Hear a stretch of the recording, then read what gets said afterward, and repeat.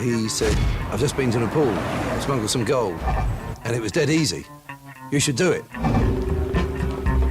Carrying 4 stone of gold is a lot easier when you're charged with adrenaline. We were rushing, we were buzzing from the excitement of, you know, being in the presence of some serious gangsters with guns. Looking back now, I think they knew full well what they were going to do to us. They were going to sacrifice us.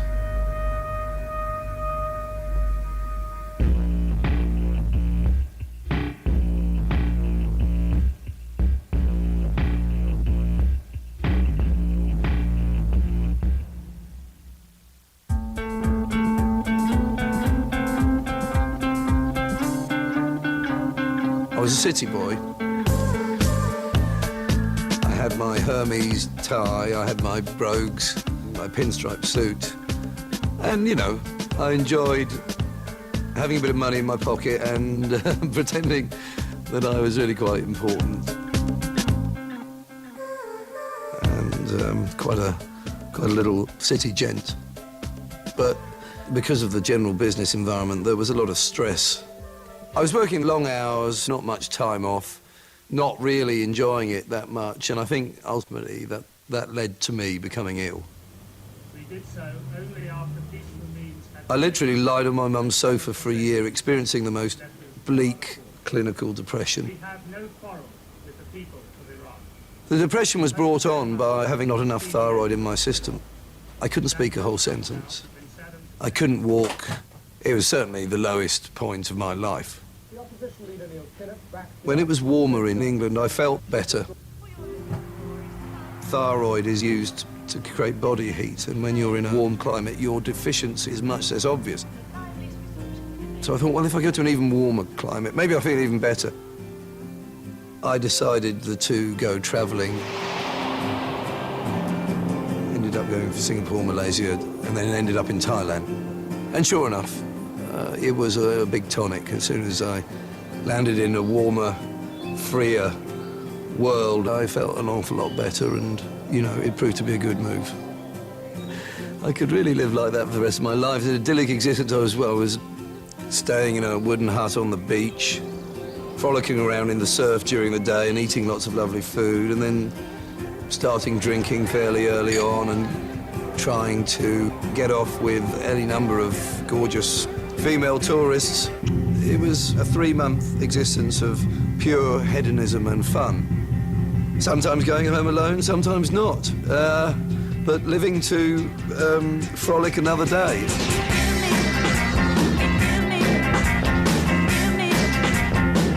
It had all the elements of a sort of dreamlike existence for a young man who wants to just get stuck into a few adventures. And that's exactly what I ended up doing.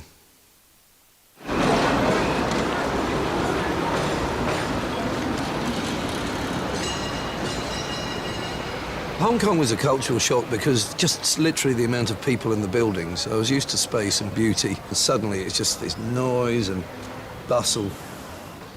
How you going, mate? Spare bed? I'll take it. Hi, how you doing? Good, I'm Oz. There was this bloke in my hostel called Oz who arrived after I'd been there for about a week, and I just kind of took him under my wing. He seemed a bit naive in terms of drinking and going out and having fun, and I just showed him how to do it.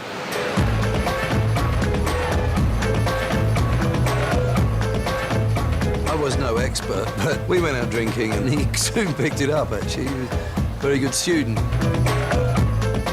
And we soon became very firm friends. We both had dwindling reserves of cash. I had frittered it away on booze, pretty much. I clearly needed to work if I was going to stay away from England, and I certainly wasn't ready to go home. Oh! There he is, Jeffy boy. How you doing, fella? Marcia, do me a favor. Let me get a bottle Rhett of beer. moved into the hostel. Whatever Jeffy boy's having. He gave guided tours to German tourists because he spoke German but was American. Well, he was tiny. He was like a midget. You should have seen his wife, man. She looked like she was in the NBA, man. She was like 6'6", 6'7". She was huge. He wasn't a particularly likeable character from the start. He was quite a loudmouth. Bottoms up, buddy. Literally loud. Yes, that is what I'm talking And about. he's sort of boastful and whatever. Take that, and, keep the change, all right? you know, not really my kind of guy. But slowly we got talking, and slowly it emerged that being a tour guide wasn't his only source of income. So, you boys want to make some money? Really? If you want to make good money, boys, you got to get into gold. Gold. What, get into it. He revealed that he had been taking some gold over to Nepal, and this sounded like extraordinary. What on earth are you doing? All you got to do is take the gold on a plane, spend the weekend in Kathmandu, take a look at the mountains, fly back Monday. Exotic, yeah, good. Nice. Yeah. And that he was going to do it again, and that there were spaces for other people to go with him if I wanted. You know the guys at the airports, custom officials, that sort of thing? They're all in on it. Every single one of them.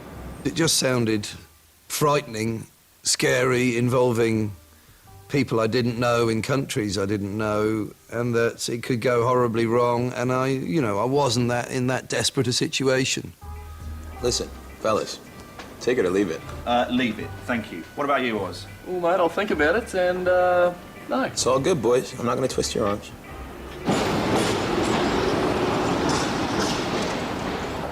Oh! Right, buddy?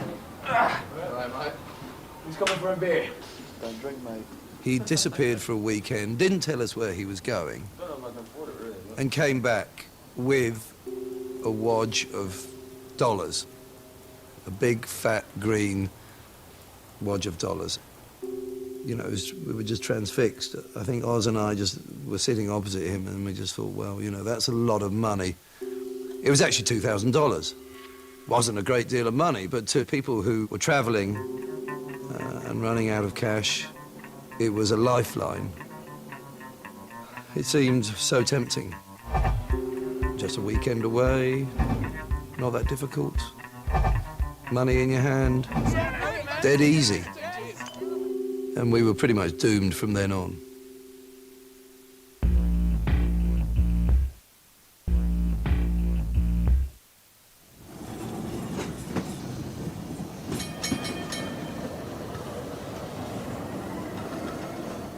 Oz and I approached Rhett and said, we're on for the next run. He was pleased, and he said the next phase was we had to go with him one evening to Chungking Mansions, which was a notorious tower block where all sorts of nefarious activities went on. So one evening, Oz, Rhett and myself went downtown and met the fourth member of the team. Guys, this is Eric. He's French, in case you hadn't guessed. A guy called Eric, who was a maitre d' at a restaurant in Hong Kong. A nice guy. We got on well with him. Let's go. In many ways, it was a bit odd. It was a bit like a joke, because, I mean, there was me, the Englishman, there was the American, who was Rhett, there was Oz, the Australian, and there was this Frenchman who just turned up called Eric, and we were all going into this very dodgy-looking tower block to meet up with two even dodgier Nepalese gangsters.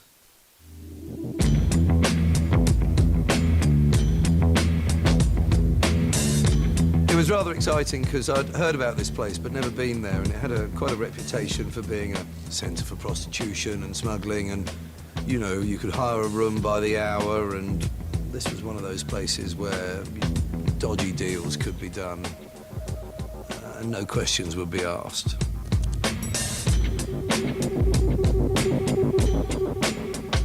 And we went up the lifts to some floor near the top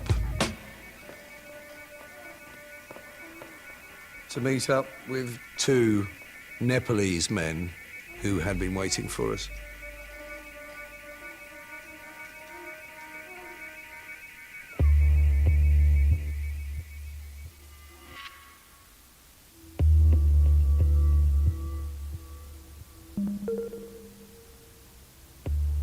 The first thing that hit me was that one of them was wearing a shoulder holster, and the end of his gun was sticking out from under his arm. And I must say, your stomach sort of sinks a bit. There was a gradual dawning realization that suddenly we were involved in a very serious world, and we were to be on best behavior.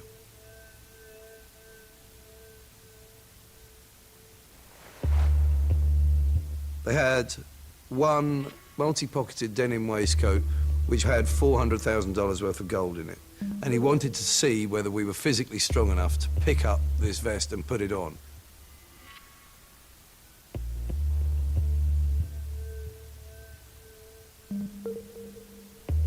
It weighed over 4 stone.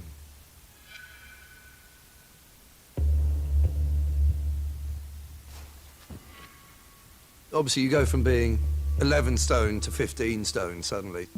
It was just very heavy, and you could feel your feet, you know.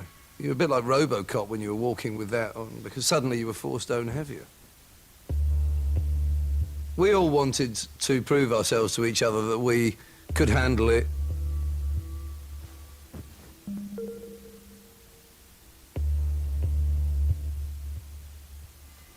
But, you know, we were all physically strong enough. We all managed to do it, and we satisfied them that we would be good mules. My only question was... What happens if we get caught?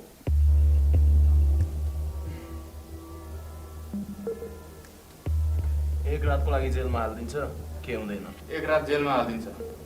No problem. Nothing, man. Sent home, deported, 1 night in prison, that's it. So it seemed there wasn't any real downside in this. 1 night in prison, I mean, we can all deal with that, can't we? Too bad, right? We had a good drink that night because we were rushing, we were buzzing from the adrenaline of agreeing to do this. And, you know, being in the presence of some serious gangsters with guns.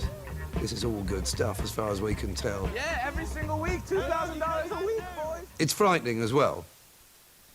But without that fear, you don't have the excitement. So it's all part and parcel of this progressively crazy adventure. There was a week between trying on the jacket and doing the gold run. And during that week, there were times when I would ask myself what the hell I thought I was doing. I've still got time to pull out, and why don't I just be sensible? It came round to be a definite yes. Not so much because of the money, but more because the more I considered it, the more I believed it to be a huge adventure, and it became me wanting to prove that I could do something as dangerous and as stupid as that. I've been ill and restricted for a long time. This became an expression of my being better and my freedom.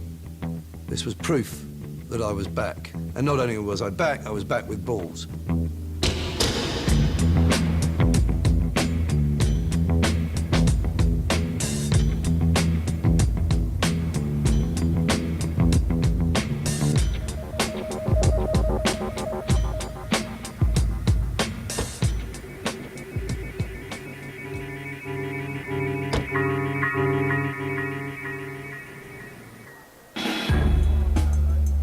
The plan was to arrive at the airport, check in, go through to the departure lounge, and there somebody would meet us and hand the gold over to us in the toilets. There was a lot of nerves at this point. There was tension. We're sitting around waiting, thinking, you know, where is this guy? You know, the first group of people on our plane have got on a coach and have driven across the tarmac to the plane, and still this guy isn't here. You know, it's like, what's happening? And you think, are we being watched? Do people keep an eye out for people who look nervous?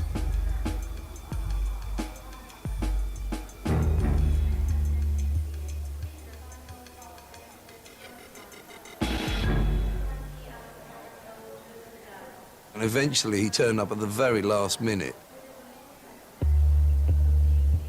Eric followed him into the toilet first, and then we all went in one by one after that.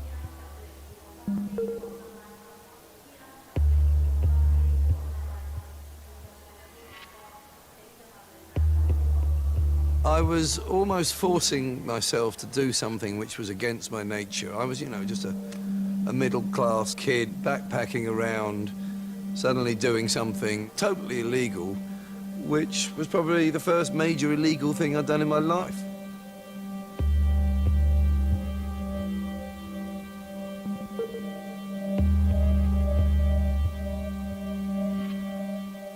The guy was standing outside a cubicle, and on the floor of the cubicle was the denim waistcoat containing the gold.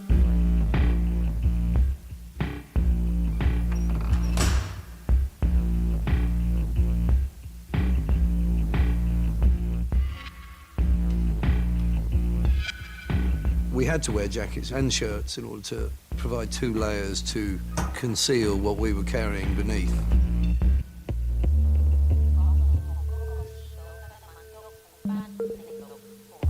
And he looked me up and down and said, yes, that looks good. I looked in the mirror and there was this kind of ashen-faced, rather sort of sweaty, wide-eyed individual staring back at me saying, you really think this is a good idea?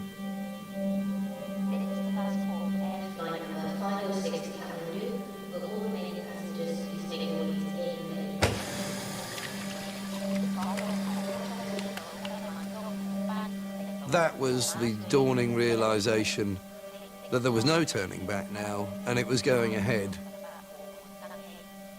It was just an intense fear, primarily.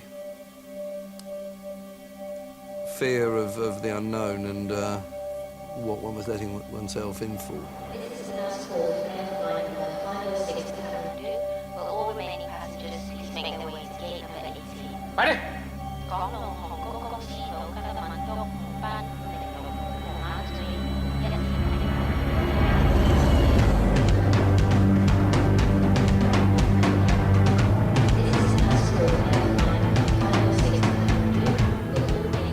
We didn't want to stand out like a sore thumb, but there we were, the last people getting on, delaying everyone else, delaying even the takeoff of the plane, probably. Carrying 4 stone of gold is a lot easier when you're charged with adrenaline and you're therefore a lot stronger than you normally are.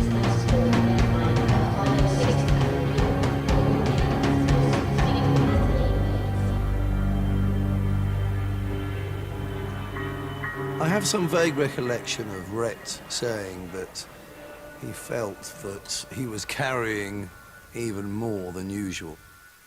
And that was really the only indication that perhaps we were carrying right up to the maximum of what could possibly be taken by someone.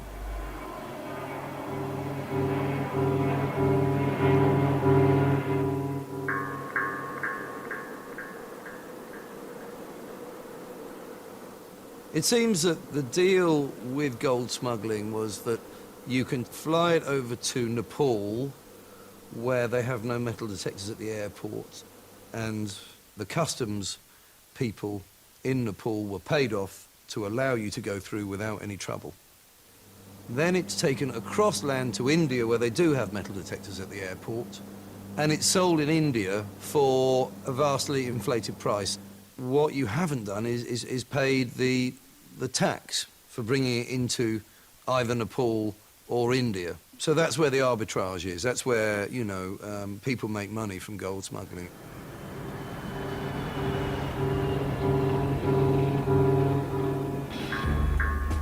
We get off the plane and it's hot.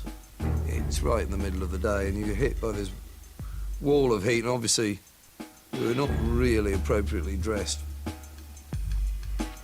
So we're kind of sweating. When you add to the fact that we're obviously quite nervous as well, we're sweating quite a lot. But anyway, we go through, we queue up, and well, passports are fine, we hand over the money, and then we go through these big double doors into the customs hall. And it is bustling and noisy, and there are 4 gates which consists of a table and somebody searching people's luggage. And suddenly, Rhett stopped and looked puzzled, and I thought, what, you know, what's the problem here? It's not there. Okay, he's not there. Okay. The problem was he'd been told to go through gate 4, but the usual guy who manned gate 4 wasn't there. It was a woman in a purple sari. This has worked every single time. I've done it 3, 4 times. It's been the same guy every single time, and it's not.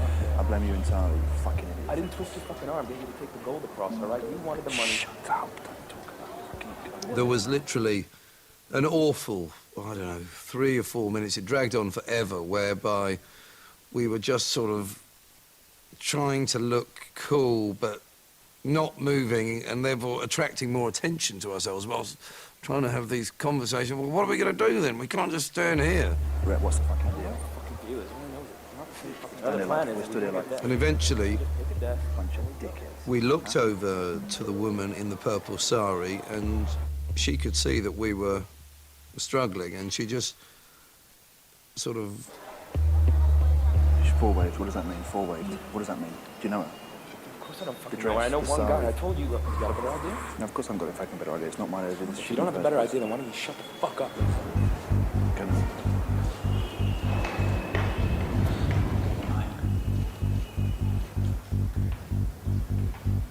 Rhett was first, he put his bag down. Thank you very much. Oz was next.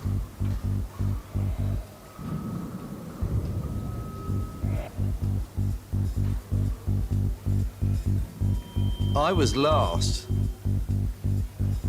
I'd rather not have been last, but everything seemed to be going fine. Until suddenly, on the other side of the customs hall,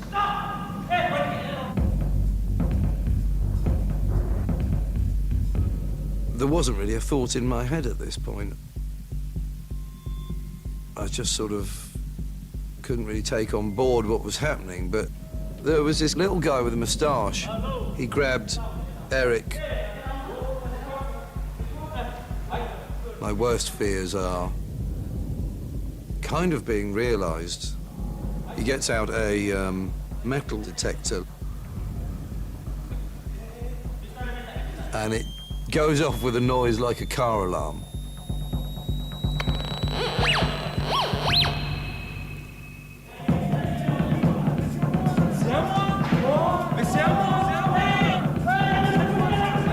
Hey, you!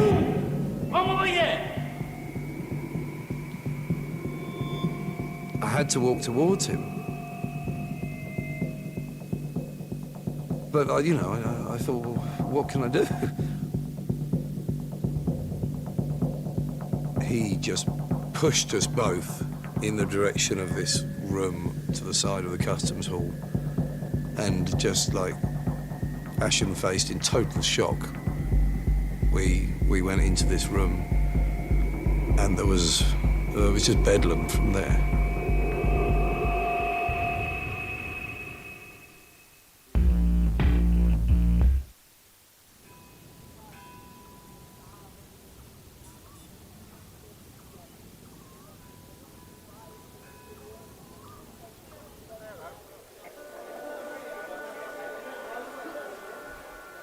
Whilst Eric and I are sitting in this room, Oz and Rhett have walked through and are on the other side, waiting for us to come through. You gotta check out the monkey temple while you're here, man. Yeah, right there. Do they have elephants or?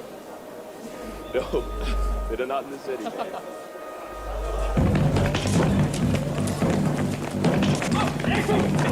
Get the fuck off me! Whoa, whoa, whoa, whoa, whoa, whoa, whoa, stop! But instead of us coming out, it was 4 or 5 armed policemen coming out.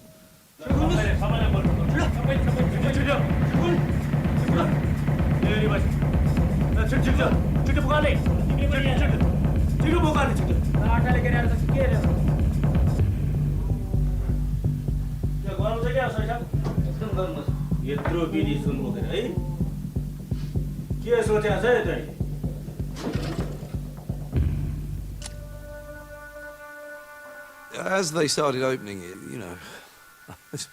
I was feeling pretty awful at the time. And then suddenly I thought, well, hang on. I hope that it's just gold I've got in my vest, you know, that there isn't a couple of packets of heroin as well. You know, I just thought, well, how stupid have I been? Quite remarkably stupid in retrospect.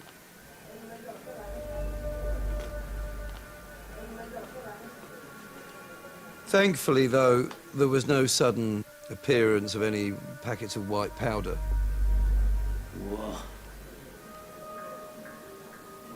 We had never seen the gold before, obviously. We'd only felt how heavy it was.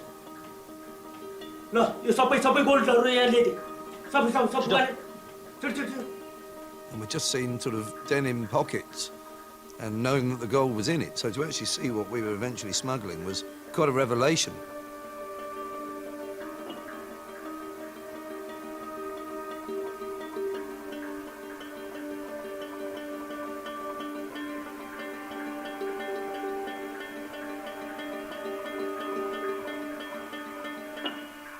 And it was quite a revelation to the customs officials who were gathering around.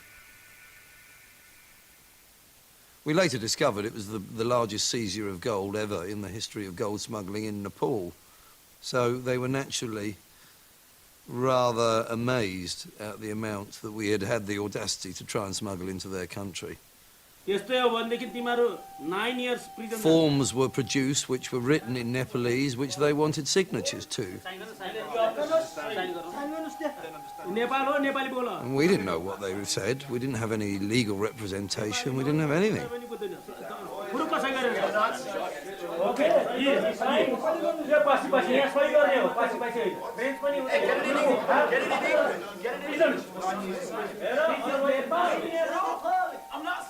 But you know, with people shouting angrily in your face and thrusting a pen at you,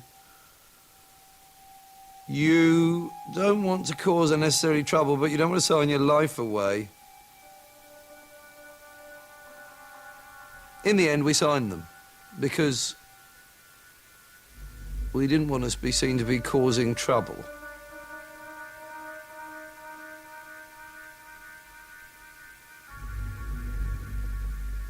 Then what happened, and this was the only time I must have come close to, I suppose, emotionally, this was a very difficult moment. I've never been in handcuffs before, and they were big, rusty, very third world handcuffs. That was just a powerful, symbolic act of putting on handcuffs. That's when you truly lose your freedom. 4 of us were put into a jeep, and I think there were 4 armed guards with us. We didn't know whether we were being sort of kidnapped or anything like that. And we were just driven off into the night.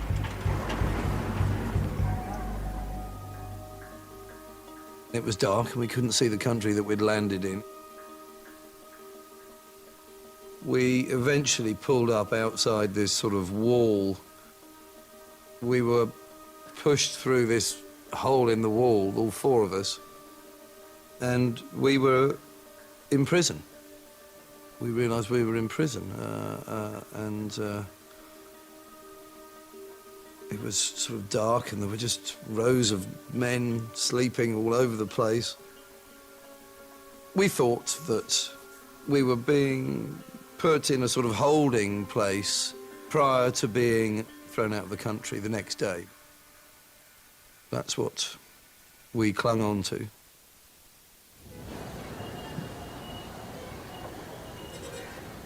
Strangely, I slept incredibly well. It was an exhausting experience the whole day, and by the time we got there, I shut my eyes, and I did manage to sleep, and woke up the next day, you know, surrounded by this hubbub of being in the middle of a prison. I just could not believe I was there. I sort of woke up and thought, well, what's going on here? All right, yeah, I was arrested last night for gold smuggling. I've been slung in prison. Here I am. There was a call from the front gate, and we had to get back into a jeep with some more soldiers in, and we were driven back to the airport.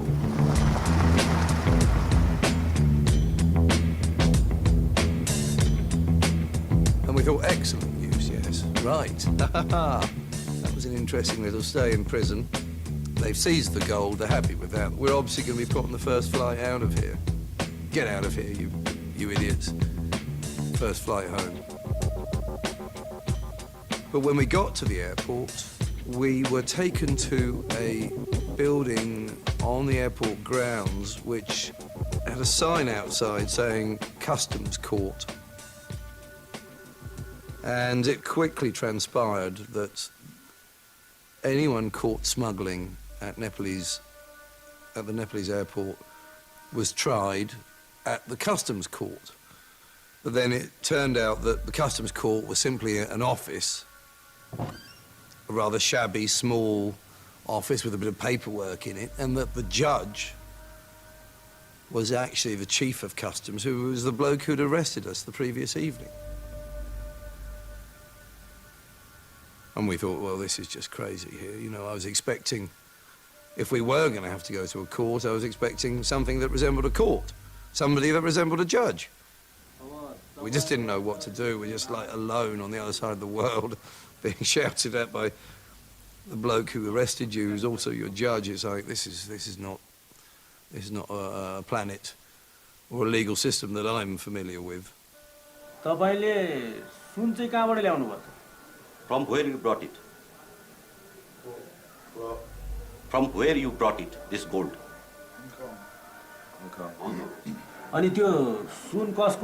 There were some questions about, did we know whose gold it was? No.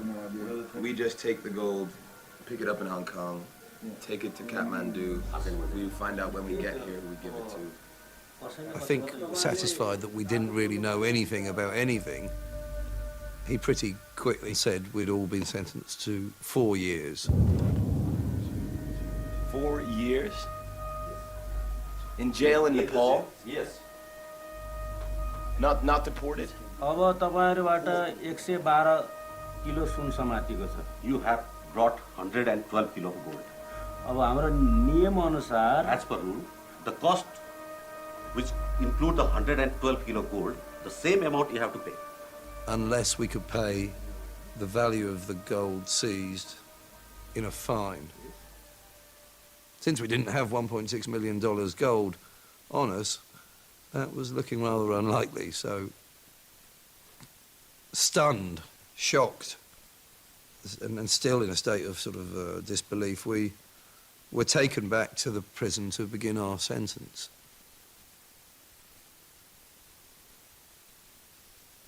You know, just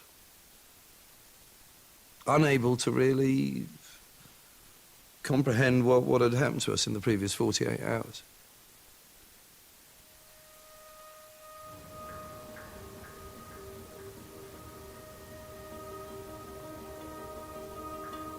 I wondered what had gone wrong. Why didn't this operation go smoothly like all the other ones had done? Who was the guy who first of all apprehended Eric and then myself? Why did that happen if everyone was paid off? We were later to find out that, you know, there were other things afoot.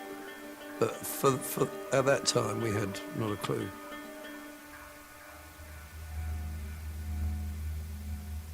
Life in prison in Kathmandu was very frightening. We didn't know whether there would be violence, whether there would be sexual violence. It was a prison that just had everything from murderers and child molesters and rapists, thieves, drug addicts. The whole range of criminality was there. On the first or second day, I was introduced to the only other white guy in prison. He looked simply quite extraordinary. He looked like some sort of wizard from another century. And he talked in riddles. He talked in total gibberish, basically. I discovered that he had been a gold smuggler, had been in for nearly 4 years, and had gone mad. This was particularly frightening because my greatest fear now was I don't know, depression or being cut off from your friends and family. You know, you don't know where that's going to take you mentally, and it seemed to me that here was potentially the future of me, just bonkers.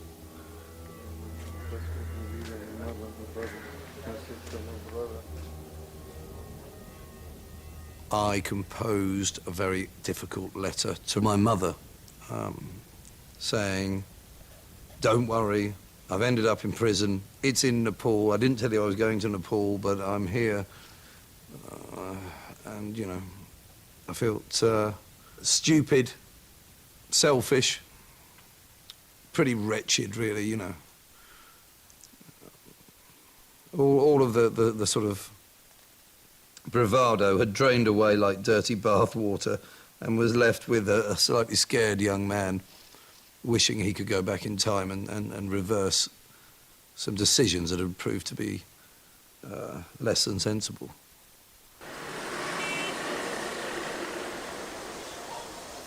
After 3 or 4 days in prison, we received an American visitor who asked to speak to Rhett.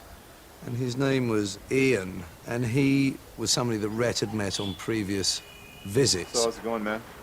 How's it going? I'm in Nepalese prison. Pretty fucking shit. Brought you some stuff, though, from our friends in HK. What you got? He worked for the Nepalese gangsters, and he brought with him food and bedding, and basically his message was, anything's possible in Nepal, we know who to speak to, we'll pay a couple of people off here or there, and, you know, money talks, and we'll get you out. There was an enormous sense of relief and excitement and hope that, you know, we hadn't been forgotten about.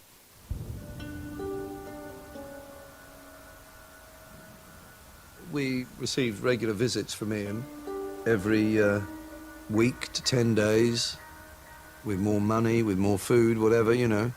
We were constantly being promised that our release was just around the corner. We just carried on waiting and hoping, and eventually the weeks turned into months. Then one day, after about 3 months, the planned day of the visit turned up and no one visited us. And that was it. No one visited us after that. One of our friends in the prison, a Nepalese guy, he was actually a silver smuggler. He explained to us the Nepalese system. If you're in the jail, Yeah. for 3 months, can't appeal. Can't appeal. For 3, if we stay for 3 more months, we can't appeal. 3 months. So we've got 3 more months to appeal after doing 3 months. No? If you didn't lodge an appeal against your sentence within the first 3 months, then you could no longer lodge your appeal. 3 months. 3 months. Yeah, 3 months. Can't appeal. Can't appeal. Can't appeal. 3 months. Can't appeal, mate. Can't. And 3 months had gone by, and we'd been told by the Nepalese gangsters to keep quiet. And as soon as that 3 months was up, they dropped us. And so we were left with no chance now of getting out.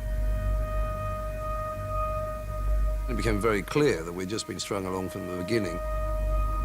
And we had to think of other ways how we were going to get out without spending 4 years there.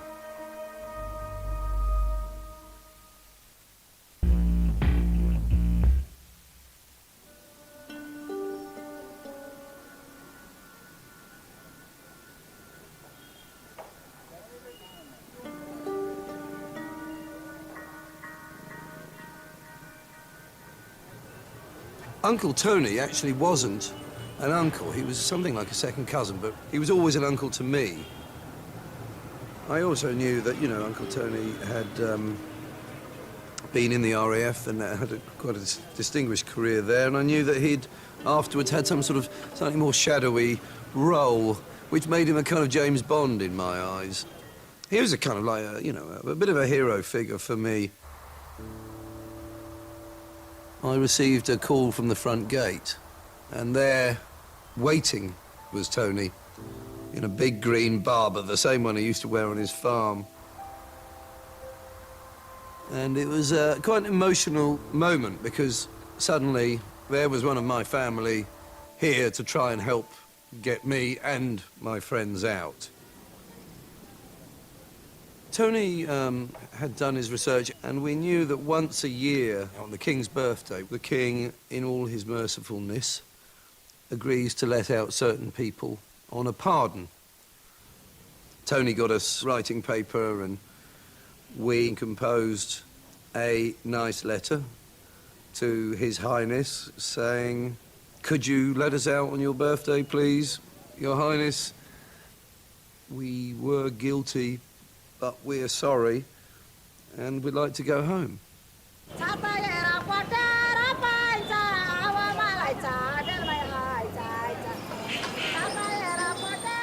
Tony's role was really to act as our representative on the outside. You know, we just wanted Tony to meet as many people as possible. We didn't know how any one contact might be able to help us, but we understood that if you were going to get out via writing to the King, you had to have political support on the inside. And so Tony met up with an interesting guy called Lucas. Lucas, it transpired, was an American who worked with the Nepalese gangsters. In fact, he was closely involved in organising the greasing of palms of the customs officials at the airports in Kathmandu. But he wasn't in the country at the time when we were arrested. He had been called away by the Nepalese gangsters to Hong Kong. So whilst we were heading for Nepal, Lucas, who would normally be overseeing the bribing of the customs officials, is arriving in Hong Kong. Lucas pretty soon realised that we had been set up. They invited him over to Hong Kong so that he didn't meddle in our arrest. Our arrest was planned from the start by the two guys that we had met in Chungking Mansions. They packed us to the gills with as much gold as possible and told the Chief of Customs that we were going to be arriving. And the deal was, if you inform on any gold smugglers in Nepal, you get a quarter of the value of the gold seized. So the more you put on your gold smugglers, and the more money you get. We end up spending 4 years, and they end up extremely wealthy men. It felt pretty bad when we realised we were the victim of a setup, but it felt pretty good as well, because suddenly our chances of getting out increased quite significantly. Lucas had contacts, or so he claimed, at, you know, pretty much every level of government, right up to the Prime Minister and then beyond. He told Tony on that first meeting that he was very interested in helping us get out, and he would do everything in his power to get us out, despite the guys who got us in. It was December the 17th, and I remember the cry of English from the front gate. There was the English vice consul from the embassy.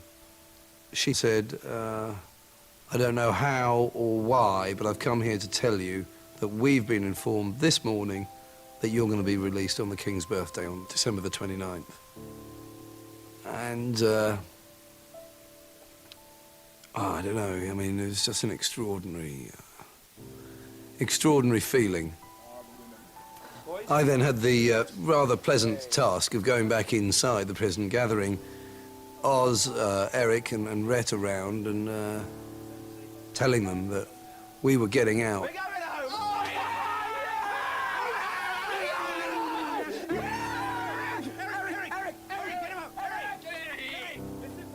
We'd been very stupid in getting in, and we'd been very lucky in getting out, but we were incredibly relieved that it looked like our ordeal was coming to an end.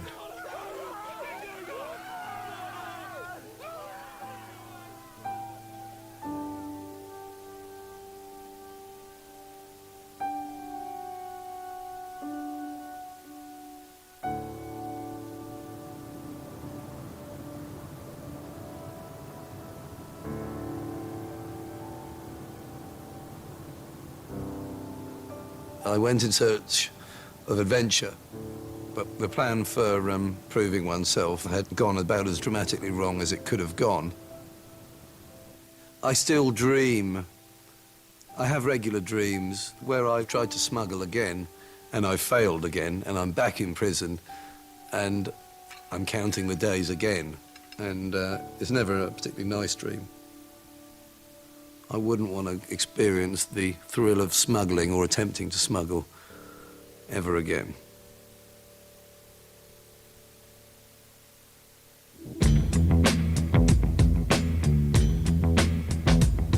And the series concludes next week here on 5 at the same time, 9 o'clock.